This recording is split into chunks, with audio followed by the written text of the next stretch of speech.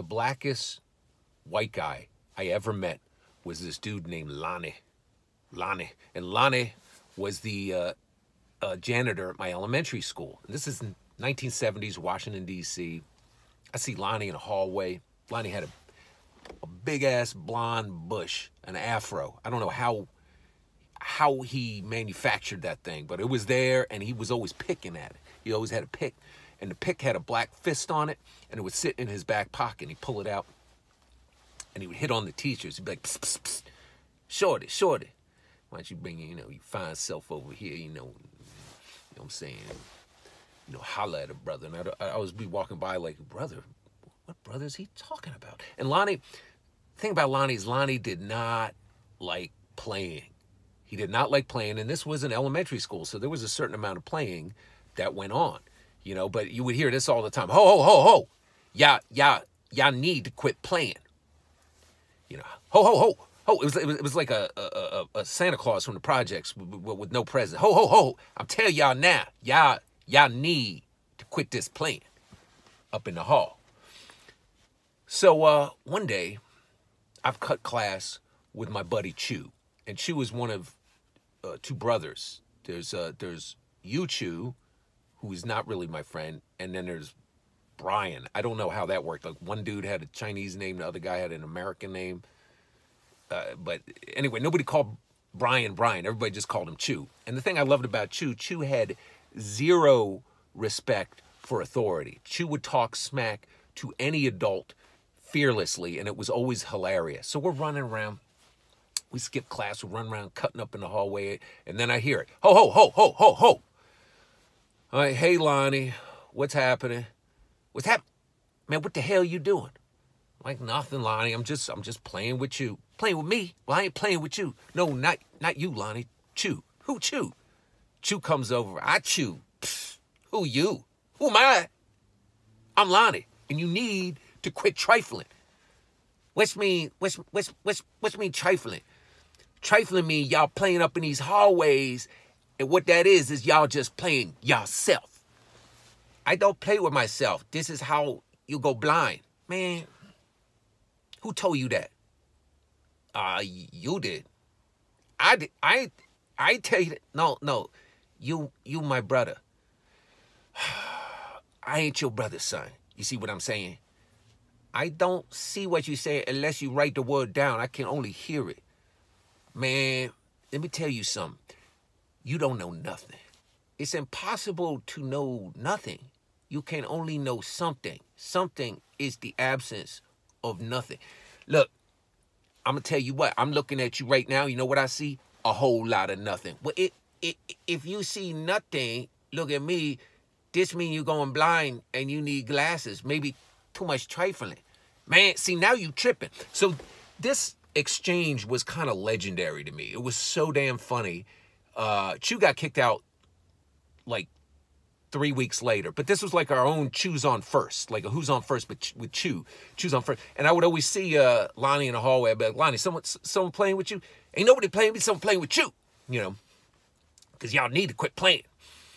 And it was just hilarious to me. So I get out of elementary school. I'm in junior high, and I'm a terrible student.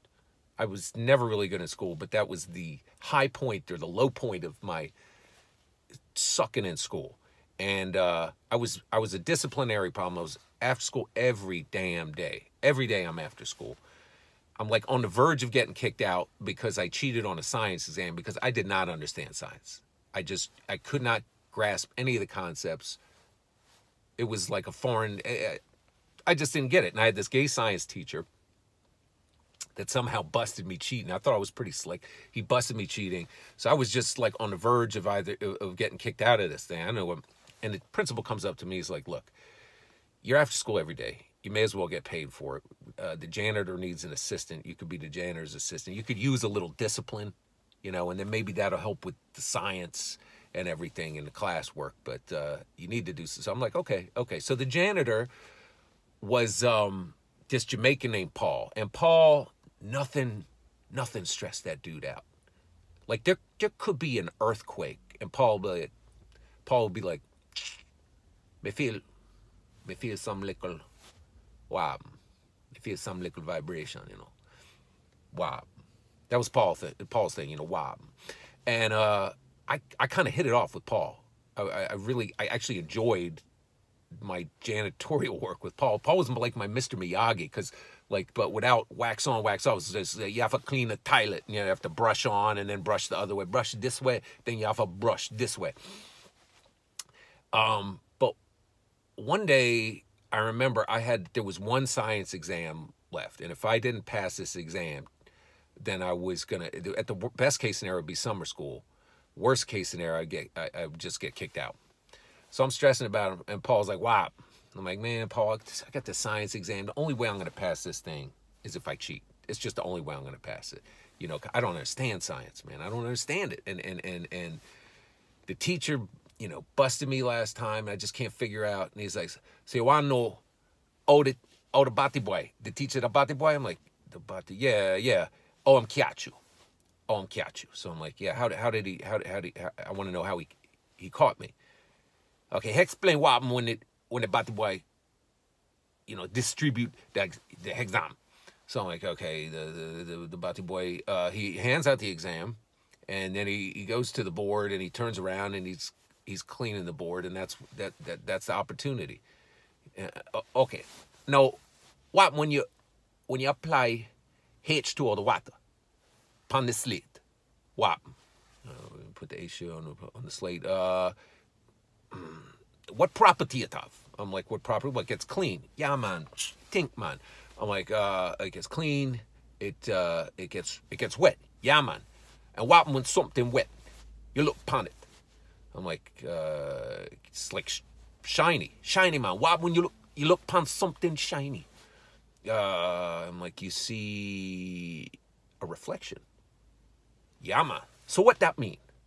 So the bati boy sees my reflection after he washes the board and sees me cheating, and that's how I'm catch you. What you do just there? I'm like, I don't know. You do science, the blood clot. So Paul helped me pass that exam. I never saw him again, but I always think of him as my real science teacher. About 10 years ago, I'm going to the CVS pharmacy to pick up some medication. This CVS, it used to be a People's Drugstore. I'm going down memory lane when I'm walking through there, because I'm remembering being a kid with the other kids. We used to shoplift condoms. I had a real bright future as a child. From this CVS, like aspirationally, like we were going to use them at 8 years old. You know, the Fiesta and the rainbow multiple colors. But it ended up just making water balloons and throwing them off of the roof of Safeway at Kiar's. And I'm walking back to the pharmacy section to pick up some medication for my parents, and I hear this voice, ho, ho, ho, ho, ho, ho. I'm like, damn, that voice sounds familiar. Nah, see, y'all trifling. I'm like, damn, that voice sounds familiar. I get back there. There's this old white man, no hair, but got the black pick is in their back pocket. I'm like, damn, that's Lonnie. But Lonnie must have been suffering from dementia, because the Ethiopian, pharmaceutical technician there was trying to get Lonnie to remember his name so he could get him his medicine. Sir, I need to get your name to get the medications. You know, and man, y'all know my name. Y'all know my name. Y'all need to quit trifling. You know, y'all tripping. Sir, I need, what is your name? And there was this moment, and Lonnie's like, I can't remember. So I shouted out, I said, Lonnie, is that dude playing with you?